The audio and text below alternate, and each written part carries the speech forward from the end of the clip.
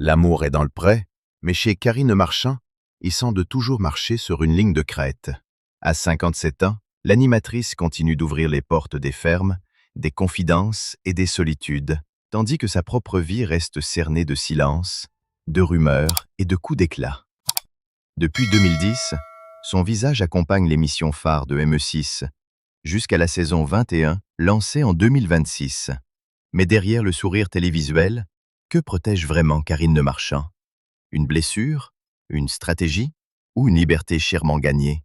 Karine Marchand n'est pas née sous les projecteurs, mais dans une histoire déjà traversée par l'absence. Avant le sourire familier de ME6, avant des confidences des agriculteurs, il y a Karine Mfayokourera, née le 16 août 1968 à Nancy, d'une mère lorraine et d'un père burundais parti lorsqu'elle n'avait qu'1 an et demi. Elle ne fera jamais de cette blessure un drapeau.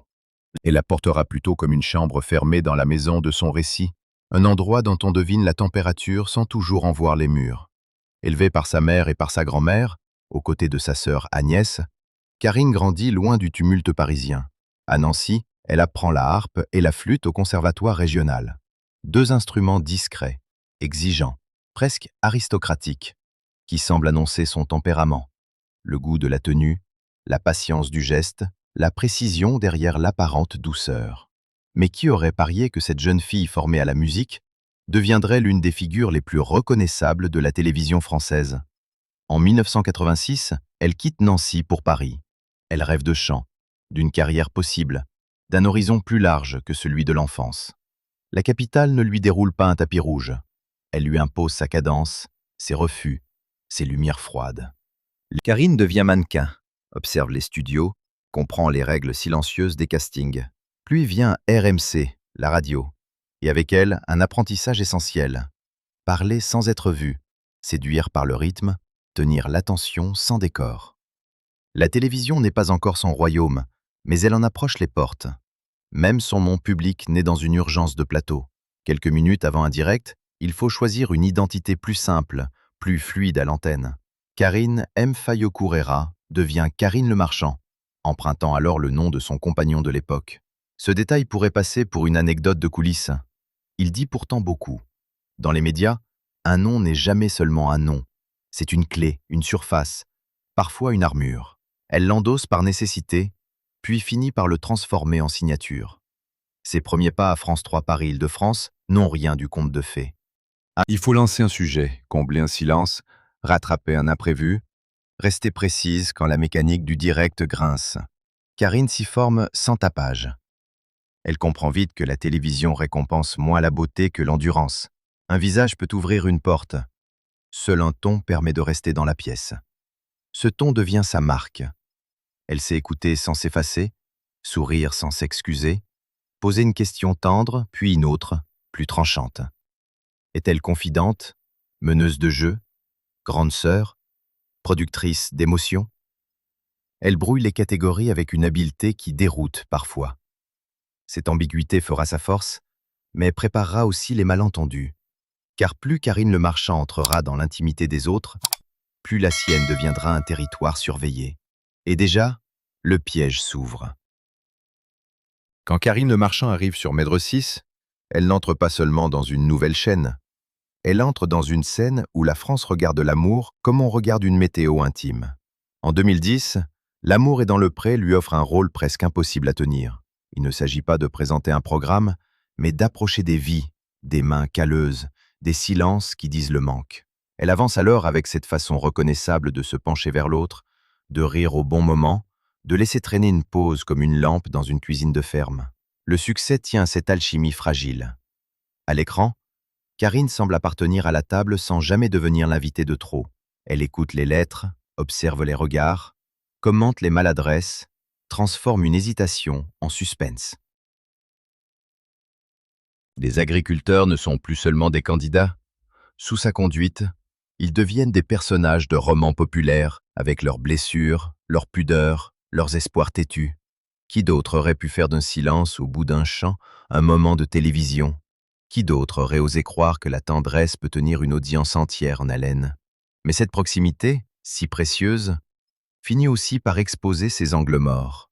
Certains téléspectateurs lui reprochent parfois ses mimiques, ses réactions trop visibles, ses gestes jugés enfantins lorsqu'elle suit les rendez-vous derrière l'écran. On l'a critiquée pour ses bonbons, ses éclats, ses yeux levés au ciel, comme si l'animatrice devait rester immobile face à l'émotion brute. Là commence une contradiction qui la suivra longtemps. On lui demande d'être vivante, puis on lui reproche de l'être trop. Karine Le Marchand, elle, continue. Elle prend donc le risque d'habiter pleinement son rôle. Elle plaisante, coupe, relance, insiste quand un candidat s'enferme dans une phrase trop sage. Elle n'est pas neutre. Elle n'a jamais prétendu l'être. Sa présence fabrique du relief. Parfois elle console, parfois elle bouscule, parfois elle dérange. Et n'est-ce pas précisément ce que l'on attend d'une narratrice qui ne veut pas se contenter de lire les fiches préparées? À mesure que L'amour est dans le pré devient un rendez-vous national, son image se solidifie. Elle devient la femme qui accompagne les solitudes rurales vers la possibilité d'un visage aimé. Pourtant, derrière cette réussite populaire, une autre lecture s'installe. Karine n'est plus seulement l'amie des agriculteurs. Elle devient une puissance médiatique, une productrice d'intimité, une femme capable d'imposer son tempo. Cette ascension ouvre d'autres portes. Une ambition intime, la France a un incroyable talent, des documentaires, des divertissements. Le procédé plaît autant qu'il agace. Peut-on tout demander sous prétexte d'écouter? Jusqu'où une confidence reste-t-elle libre lorsqu'une caméra la recueille? Plus Karine Le Marchand réussit, plus elle divise. Sa vie sentimentale, elle, commence alors à écrire un scénario plus inflammable. Avant que son nom ne se mêle aux polémiques les plus dures, Karine Le Marchand a d'abord été racontée par l'amour. Non comme une femme livrée au roman sentimental, mais comme une femme publique, dont chaque liaison devient un miroir national. Entre 2005 et 2006, elle partage la vie de Passy, figure majeure du rap français. Le couple reste discret, comme si cette histoire appartenait encore à une époque où l'intime survivait au flash. Puis vient Lilian Thuram. Avec l'ancien champion du monde, la relation prend une autre dimension. De 2007 à 2013, Karine Le Marchand forme avec lui l'un de ces couples que les médias adorent photographier. Élégant, connu, symbolique. Elle, animatrice installée, lui, héros du football français, intellectuel engagé. À première vue, tout paraît solide. Mais dans les histoires trop propres, le premier craquement fait toujours plus de bruit. En 2013, la rupture sort du cercle privé et devient affaire publique. Karine Le Marchand dépose plainte contre Lilian Thuram pour violence conjugale. Le choc est: comment concilier l'image d'un homme engagé contre le racisme avec une accusation aussi grave? Comment regarder une femme habituée à recueillir les confidences des autres lorsqu'elle devient elle-même sujet de soupçons? Elle retire sa plainte après des excuses, mais l'apaisement ne viendra pas. Car Lilian Thuram contre-attaque médiatiquement. Il rend public des messages qui, selon lui, montreraient une volonté de nuire à sa réputation et d'obtenir une compensation financière. À partir de là, ce n'est plus seulement une séparation, c'est une bataille d'interprétation. Chacun lit les mêmes faits avec une colère différente. Les soutiens se divisent, les réseaux jugent avant de comprendre. Dans cette zone grise, Karine découvre la brutalité d'un tribunal sans mur, l'opinion. Ce moment marque une cassure. Jusque-là, elle était surtout celle qui accompagne les chagrins des autres. Soudain, son propre chagrin devient matière à débat. Était-elle une femme blessée cherchant réparation? Une célébrité prise dans une guerre d'images? Une compagne qui a parlé trop vite? Ou une victime qu'on a voulu faire taire? La réponse n'est jamais donnée d'un bloc. Quelques années plus tard, en 2018, surgit Joey Starr. Avec le rappeur, tout semble plus électrique, plus bref, presque incandescent. Leur liaison ne dure que quelques mois, mais elle suffit à alimenter les chroniques. Deux tempéraments forts, deux égos médiatiques. Le mélange promettait des étincelles. La rupture ne s'écrit pas en demi-teinte. Karine publie une formule crue, mordante, où l'humour noir devient arme de sortie. À travers Passy, Thuram, Joey Starr, une constante apparaît. Karine Le Marchand n'a jamais aimé dans l'effacement. Ses histoires ne sont pas des parenthèses décoratives. Elles révèlent son rapport au pouvoir, à la parole, à la dignité blessée. Mais derrière ces hommes célèbres, une autre silhouette commence à intriguer le public. Stéphane Plaza. Stéphane Plaza et Karine Le Marchand compose une équation plus subtile. Car les rumeurs ont circulé, amplifiées par les apparitions publiques et les clins d'œil ironiques. Mariage possible, si l'un de nous devenait sourd. Plaisanteries lancées lors d'un plateau télé qui cristallise immédiatement l'attention des fans. Pourtant, derrière les éclats de rire et les selfies complices, Karine clarifie avec constance. Il ne s'agit pas d'une romance traditionnelle. Leur lien, dit-elle, se fonde sur une loyauté rare, sur une amitié à l'épreuve des scandales, des critiques et des projecteurs. Quand Stéphane Plaza affronte ses déboires judiciaires au début de 2025, Karine ne disparaît pas. Elle prend position avec une fidélité sans ambiguïté, défendant l'homme que beaucoup jugent trop maladroit ou trop impulsif pour le monde public. Elle l'appelle « vrai ami », malgré ses maladresses, consciente que la fragilité peut exister même derrière une popularité écrasante. Ici, elle joue un rôle inversé de celui qu'elle endosse dans ses émissions. Elle n'est plus la médiatrice entre les solitudes, mais le pilier silencieux, prête à absorber les critiques pour protéger un lien personnel.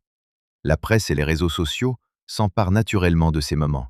Certains imaginent une liaison secrète. D'autres célèbrent cette complicité comme un modèle de fidélité sans passion charnelle. Karine, fidèle à sa manière directe et sans filtre, rectifie régulièrement. Il n'existe aucune relation amoureuse. Leur force, dit-elle, tient précisément à l'absence de désir ou de contraintes romantiques. Une amitié pure, qui ne se plie ni aux normes médiatiques, ni aux fantasmes du public.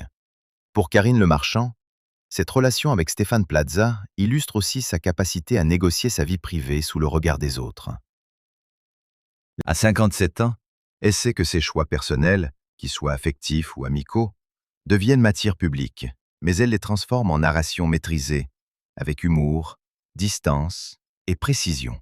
Il ne s'agit pas de cacher, mais de choisir ce que l'on révèle et comment, comme si chaque mot était un écho calculé, un équilibre entre vérité et stratégie. Cette amitié singulière, presque paradoxale, montre une Karine Le Marchand qui n'a jamais vraiment besoin d'un amour romantique pour créer une histoire fascinante.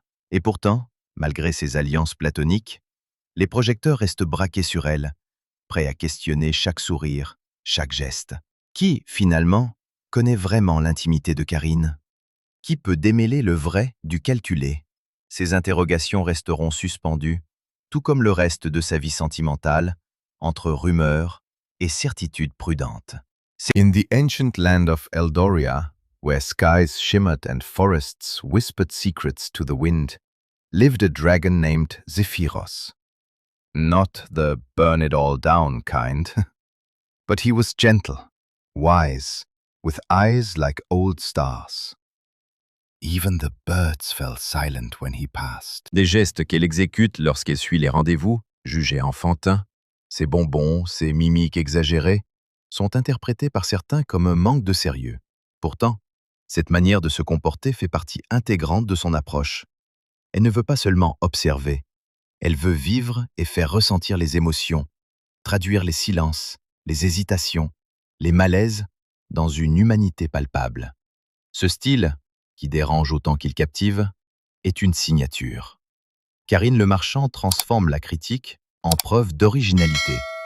Les années passant, elle se retrouve souvent confrontée à des conflits d'ego dans le monde télévisuel.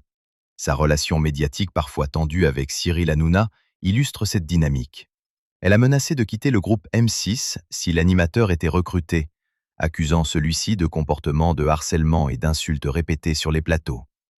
Ce conflit n'est pas qu'une querelle personnelle. Il révèle sa volonté farouche de protéger son espace professionnel et de préserver son intégrité dans un univers où la notoriété se mesure souvent au volume sonore plutôt qu'à la compétence. Karine Le Marchand sait que dans ce métier, les alliances se font et se défont rapidement, mais certains principes ne se négocient pas. En parallèle, sa vie privée continue de nourrir la curiosité. Les relations passées avec Passy, Lilian Thuram ou Joe Star montrent un fil rouge. Karine ne se contente jamais de la médiocrité. Les histoires qui la concernent deviennent des narrations publiques, où le mélange d'émotions brutes, de fierté et de stratégie personnelle crée un récit toujours imprévisible. Elle transforme ses expériences en leçons silencieuses sur la manière de gérer l'exposition, la critique et la polémique. À travers ses choix, elle démontre une maîtrise remarquable de l'art d'exister dans le regard des autres sans s'y perdre. Et pourtant, malgré toutes ces tensions, Karine Le Marchand poursuit son travail avec une constance impressionnante. Chaque saison de L'amour est dans le pré, chaque émission, chaque interaction avec des candidats ou collègues devient l'occasion de conjuguer rigueur professionnelle et humanité. Son style unique, à la fois empathique et impertinent, lui permet de rester au centre de l'attention sans jamais céder entièrement aux pressions extérieures. Entre rumeurs, critiques et succès, Karine Le Marchand s'impose comme une femme qui maîtrise son image tout en laissant transparaître sa personnalité, avec toutes ses contradictions et ses audaces. Au-delà des projecteurs et des polémiques, la vie sentimentale de Karine Le Marchand illustre un rapport singulier à la solitude et à l'indépendance. Même après des histoires marquantes avec des personnalités publiques, elle reste fidèle à une approche qui privilégie la liberté à l'enfermement. Loin des clichés de la star en quête d'amour à tout prix, elle choisit de concentrer son énergie sur sa carrière et sur les histoires des autres, laissant son propre récit amoureux se dessiner par touches, souvent interrompu par la réalité médiatique. La relation avec Lilian Thuram, longue et médiatisée, n'a pas seulement exposé la fragilité d'un couple célèbre, elle a mis en lumière la manière dont Karine navigue entre affection, douleur et exigence de justice. La plainte pour violence conjugale en 2013, bien que retirée, n'a jamais été un simple geste impulsif. Elle témoigne de la capacité de Karine à défendre ses droits, à revendiquer son intégrité, tout en restant consciente des répercussions publiques. Des échanges qui ont suivi, notamment les messages rendus publics par Thuram, ont ajouté une dimension tragique à cette histoire, où la frontière entre vérité et interprétation devient floue. Son passage avec Joe Star en 2018, beaucoup plus bref et tumultueux, confirme que Karine Le Marchand ne se contente pas de relations ordinaires. L'humour noir de sa réaction après la rupture illustre sa capacité à transformer un échec personnel en anecdote publique, mais avec un contrôle précis sur ce qu'elle révèle. Cette stratégie de communication, subtile mais ferme, lui permet de continuer à exister dans le regard du public tout en protégeant ses zones d'intimité. Elle ne joue jamais le rôle de la victime ou de l'icône tragique. Elle module son image selon ses besoins, gardant toujours une part de mystère qui intrigue et fascine. En parallèle, son amitié avec Stéphane Plaza représente un contrepoint à toutes ces histoires. Ici, aucun élan romantique ne trouble l'équilibre. Il s'agit d'une loyauté choisie, d'un soutien qui ne demande rien en retour et qui résiste aux tempêtes médiatiques. Karine Le Marchand y déploie une forme d'intelligence émotionnelle qui dépasse les limites de la simple amitié. Elle accompagne, elle défend, elle reste présente, mais sans se perdre. Les médias et le public, fascinés par cette complicité ambiguë, projettent souvent des sentiments et des intentions qui n'existent pas, soulignant à quel point Karine sait manipuler son image sans tomber dans l'exhibitionnisme. À travers ses expériences amoureuses et ses alliances amicales, Karine Le Marchand illustre une règle d'or. L'indépendance et le contrôle de sa narration sont essentiels pour traverser le monde médiatique sans se laisser écraser. Elle choisit ses combats, qu'ils soient professionnels, sociaux ou personnels, avec la précision d'une stratège. Même ses gestes apparemment légers, ses mimiques enfantines ou ses éclats de rire sur le plateau deviennent des instruments pour gérer le regard d'autrui et imposer sa propre temporalité. Cette combinaison de force, de finesse et de contrôle révèle une Karine Le Marchand qui n'a jamais été simplement une animatrice. Elle est un personnage à part entière, dont la vie oscille entre intimité et exposition, entre vulnérabilité et autorité. Chaque saison de L'amour est dans le pré, chaque reportage ou intervention publique, devient un chapitre de ce récit complexe, où la célébrité et la solitude, l'humour et la gravité s'entrelacent pour créer une trajectoire unique. Son mystère, soigneusement entretenu, laisse toujours le spectateur avec une question implicite. Que cache réellement la femme derrière le sourire connu et les yeux attentifs qui scrutent l'amour des autres? À 57 ans, Karine Le Marchand continue de marcher sur ce fil fragile entre visibilité et intimité.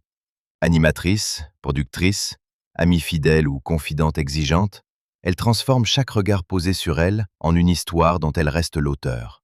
Les rumeurs, les scandales, les amours médiatisés ne définissent qu'une partie de son récit. Derrière le sourire de l'écran, il y a une femme qui choisit ce qu'elle dévoile, ce qu'elle protège et comment elle traverse les tempêtes. Alors que le public la suit depuis plus d'une décennie, une question demeure. Jusqu'où Karine laissera-t-elle entrer le monde dans sa vie? Et quels secrets resteront à jamais derrière ses yeux attentifs?